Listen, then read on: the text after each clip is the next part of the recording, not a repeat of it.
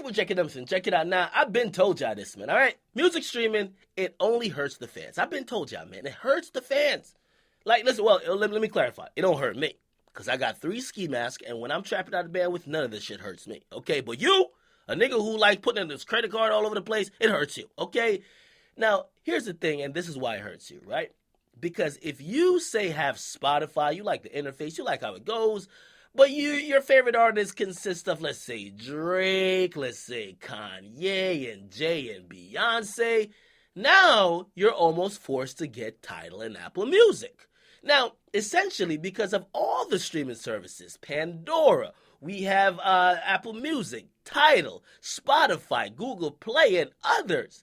For you guys to really never miss out on music or having to wait a period of time before the music comes to your platform, you would have to pay about $80 or $90 a month for all these services, okay? Now, to be honest, that's a cell phone bill, okay? And for my niggas on Metro PCS, that's like 2 cell phone bills, right? So, of course, it hurts the fans. Now, how does it work, right? And who does it help? It helps the artist. No matter what they try to tell you and lie to you, oh, Tidal's better because it's for the artists and these others. Fuck out of here. It's all for the artists. Apple Music pays Drake $19 million. It's for the artist. Okay, trust me. Tidal, they're giving niggas ownership of the company and money. It's for the artist, okay? The person that hurts are the fans. Now, there's more to the equation because the record labels, where do the record labels fit in? They own these fucking artists. Is Cash Money just going to let Drake get all these exclusives and he's just going to get the money? Now, or is Def Jam just going to let Kanye get all this money and percentage in the company and they just sit back and wait? No. This is what happens. Most of the times, the streaming services also cut a check to the record labels, right? Cut a check to Cash Money, cut a check to Def Jam, right? But here's the big problem, and this really was caused by the recent fiasco with Frank Ocean releasing his album independently, but also doing it as an exclusive to Apple, right? Because people are saying, wait, did Def Jam pay for this album? And basically the only person that will profit from it because it was done in a way that is now exclusive or it's now independent, the only person that will profit off of his album is him? So the record labels are mad. Now, effective immediately, and this is according to a music industry insider. His name is Bob Lefsetz. He's a very reputable source. He says Universal Music Group, their president, CEO, has sent out an email to all executives across the board under Universal. And by the way, Universal has tons of labels, so Cash Money is under Universal. But the president of the whole shebang says no more fucking future exclusives with Universal artists. What does that mean? It means Drake, no more exclusives with Apple. It means anybody else under Universal, no more exclusives with any streaming services, okay?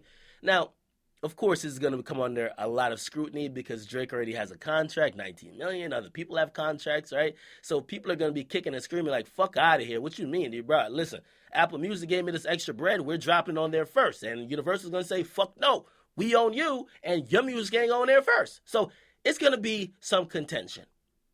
But obviously, the top of the top, and if you don't know how big Universal Music Group is, for all music sales in 2015, they were responsible for 38%. That's almost 40%. And if they're saying, fuck that, that's a big deal.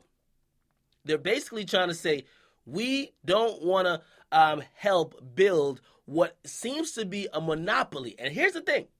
Apple is looking like it's about to be a monopoly because let me tell y'all a little secret, right? Remember this whole competition, Tidal versus Apple, right? Did you see the tweet from Kanye where Kanye was like, yo, Apple just buy Tidal already? Wasn't that a little spooky to y'all? I'll tell y'all why. Apple got a fucking bankroll that's unlimited. They could write checks and checks and checks and checks and give no fucks. Of course, they're operating at a loss, but they don't care. They just want to destroy everybody who's trying to compete with them in a streaming market. Tidal, they're going to toss them in the bushes. They're trying to pass Spotify soon. They're trying to be number one. So they're writing checks to everybody. Remember, what did Tidal do? Tidal gave ownership to a bunch of people, a little bit of money, right? And basically says, okay, you guys are now on our platform, so make sure you drop your album here. But how many people really got ownership and really have ownership with Tidal? Think about the albums we already got. We already got Beyonce. We already got Rihanna. We already got Kanye. They're almost tapping out. The next person we got to wait for is Jay-Z or Madonna. So what Apple Music is doing is saying, that's it? Oh, we ain't done yet. They're cutting contracts with everybody. They're almost operating like a record label. And basically, UMG looks at it and says, whoa, this company is about to do more than what we initially had them do, because at one point, they were pretty much just distributing the music via iTunes.